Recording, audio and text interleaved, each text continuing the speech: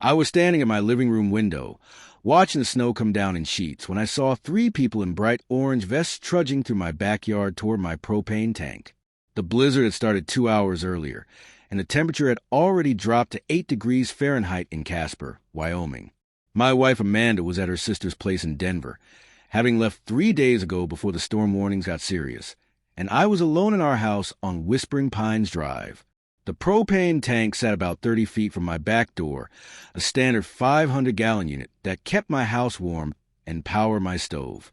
I had just refilled it the week before, spending nearly $2,000 to top it off before winter really hit. Now these people were messing with it, and I could see they had some kind of dolly and straps. I grabbed my coat and boots, not even bothering to zip up properly, and rushed out into the freezing wind. The snow was already 6 and deep and climbing fast. My feet crunched through the powder as I hurried toward them. "Hey, what the hell are you doing?" I shouted over the wind. The three people turned around. 2 were men I didn't recognize, both wearing winter gear that looked too nice for manual labor. The third was Patricia Henderson, the president of our homeowners association, her bleached blonde hair whipping around under a designer winter hat that probably cost more than my monthly grocery bill. "Mr. Graham Yates," she said, pulling out a clipboard from inside her jacket. "We're removing this unauthorized propane tank from the premises. We've now arrived. That's my propane tank. I've had it for 3 years." Patricia shook her head with that condescending smile I had come to despise over the past year.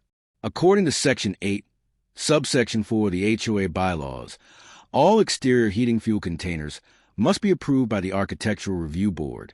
You never submitted the proper paperwork. I stared at her in disbelief. "Patricia, it's 8 degrees out here, and the forecast says we're getting 2 feet of snow. That tank is the only thing keeping my house warm. My furnace runs on propane. Should have thought of that before violating HOA regulations," she said. "We've been planning this removal for 2 weeks." The board voted unanimously. The 2 men with her started working on the connections again. One had a wrench and was loosening the feed line to my house. "You can't just take my propane tank in the middle of a blizzard. This is theft." Patricia held up a paper, though the wind made it nearly impossible to read. "This is a lien notice.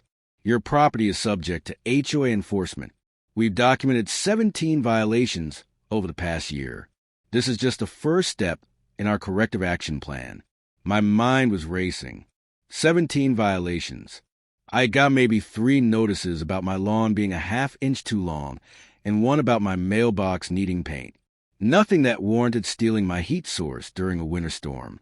Where am I supposed to get heat? "Not my problem," Patricia said. "You have electric baseboards, don't you? Use those. They haven't worked in years. The previous owner disconnected them. The whole house runs on propane.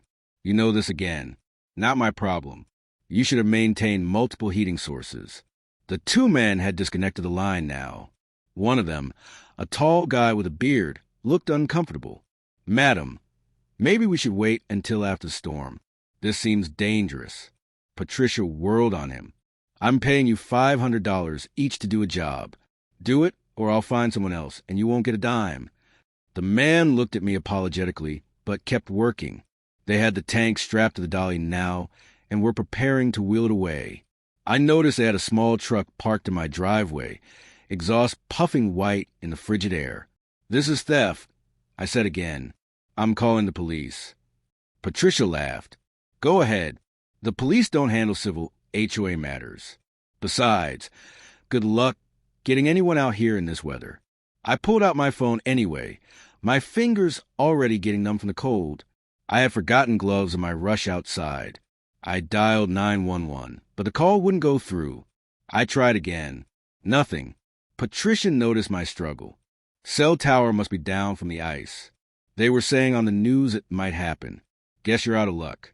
The 2 men were wheeling the tank through my yard now, leaving deep ruts in the snow. My propane tank, filled with $2,000 worth of fuel, was disappearing into the blizzard. "You can't do this." I shouted, but my words were lost in the wind. Patricia came closer, and I could smell the expensive perfume, even through the snow and cold. "Mr. Yates, let me make something very clear.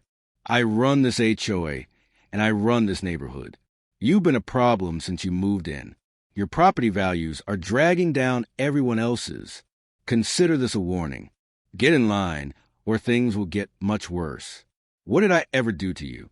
You parked your truck on the street overnight last month. You put your trash cans out 6 hours too early. Your grass was brown in July. You painted your front door without approval. Should I go on? Those are insane complaints. They're violations of our covenant. When you bought this house, you agreed to follow our rules. Now you deal with the consequences. She turned and followed the two men toward the truck. I stood there in the snow, watching helplessly as they loaded my propane tank into the vehicle. The whole process took maybe 10 minutes. And then they were driving away, taillights disappearing into the white void of the blizzard. I stumbled back inside, my feet soaked and freezing. The house was already getting cold. I checked the thermostat. 72 degrees inside, but dropping. Without the propane. The furnace was dead. I tried the cell phone again. Still nothing.